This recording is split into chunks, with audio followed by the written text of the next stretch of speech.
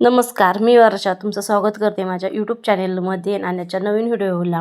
श्री स्वामी समर्थ सगळ्यांना. तर ना 4-5 दिवस झालं होतं शेंगाना वाळायला घातलेल्या होत्या. तर वावरातच होत्या, तर त्या ना काल भरून आणल्या होत्या. मग त्याच्या गोण्या भरल्या आणि आज ना सकाळ सकाळ वातावरण एवढं पावसाने झालं ना की असं वाटत होतं पाऊस येईन. मग त्यामुळे ना मग गोण्या वरच्या खोलीमध्ये आणून ठेवलेल्या आहे. मग आता त्याची थपी लावून घेत आहे, कारण की पहिल्या पण शेंगाच्या गोण्या इथंच होत्या. मग त्याच्यामुळे पूर्ण साफसफाई केली आणि मग या शेंगा लावायचं माझं चाललेलं आहे. तर अशा पद्धतीने मी थपी लावलेली आहे, बघू शकता. कारण की यांनी खालून वरती आणून दिली होती मला जिन्यानी साफ कर. त्यावेळेस मी भांडी घासत होती, पण म्हणलं राहू द्या मी लावीन थपी. ते म्हणले लाव, तुला लावायचं त्या पद्धतीने. म्हणलं बघू लावता येते का. तर अशा पद्धतीने मी थपी लावली. पण शेंगा उचलताना नाखीनं आलं तर बघायला त्या शेंगा आहे हलक्या आहे, पण त्याची पोती खूप जड होती. मग अशा पद्धतीने लावल्यात मी.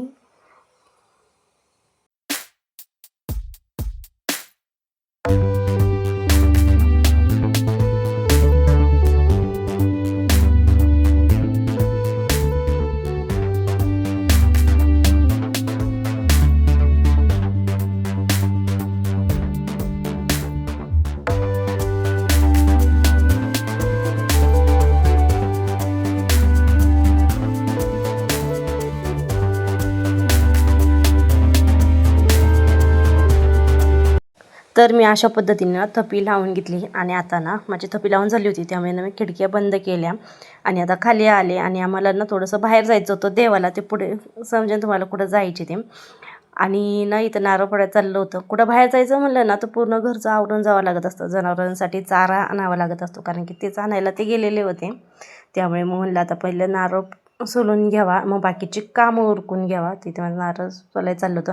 आणि हे नारळ सोलायचं यंत्र आहे, त्यामुळे नारळ सोलायचं ना खूप सोपं जातं आहे. घरातली बाकीची कामं आवरली. मग आता आम्ही निघालेलो आहोत देवदर्शनासाठी. आणि ही लाडोली बघा कशी बघते टपारं डोळं करून. फिरायला जायचं म्हणलं तर कोणाला आनंद होत नाही. सकाळी 10 वाजता जायचं होतं, पण निघायला आम्हाला उशीर झाला. आणि यांचं ना सकाळ धरून चाललं तर कधी जायचे की नाही. म्हणलं आता उन्हाळ्याची सुट्टी संपत आली तरी पण आम्ही कुठे देवाला गेलो नव्हतो फिरायला. कार्यक्रम भरपूर होती, त्याच्यामुळं मग कुठे देवाला जायचं झालंच नव्हतं. आणि हा दिवसभर उपाशी होता. आम्ही निघलो होतो 12 वाजता.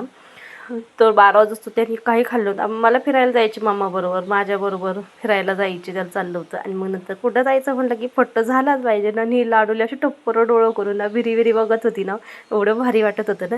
आणि लहान लेकरांना जर बघितलं ना तर कितीही दमलं ना तरी त्यांच्याकडं बघून ना सगळा आपला थकवा दूर होत असतो.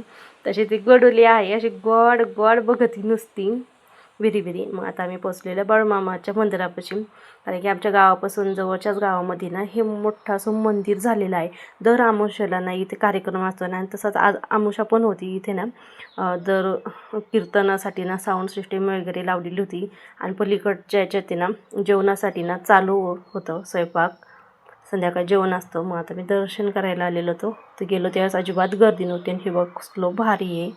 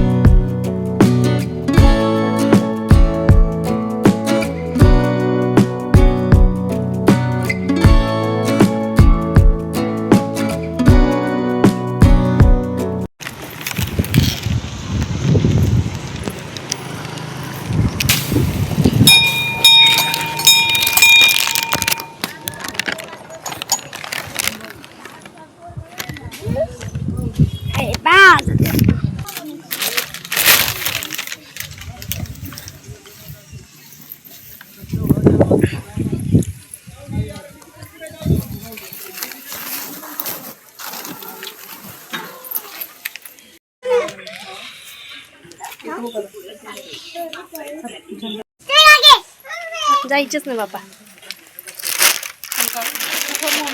ए द्या ना, उभाच फुटला काय. हा आधी द्या.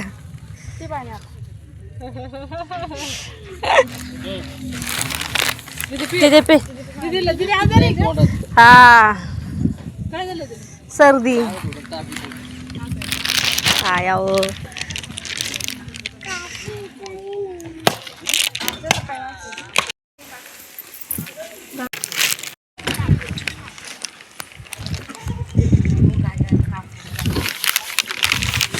देवदर्शन करून आता आम्ही पोचलेलो आहोत. आम्हाला देवदर्शन करायला फक्त 1.5 तास लागला. 1.5 तासात आम्ही घरी पोचलो. आम्ही गेलो होतो 12 वाजता आणि पोचलो 1:30 वाजता घरी.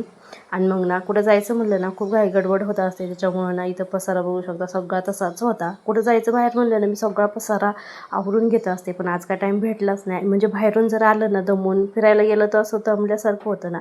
त्याच्यामुळं मी ना सर्व पसारा आवरून घेत असते. पण आज काय वेळ भेटलाच नाही.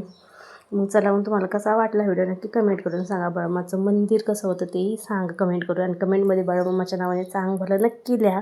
भेटूया आता नेक्स्ट व्हिडिओमध्ये. श्री स्वामी समर्थ सगळ्यांना. बाय.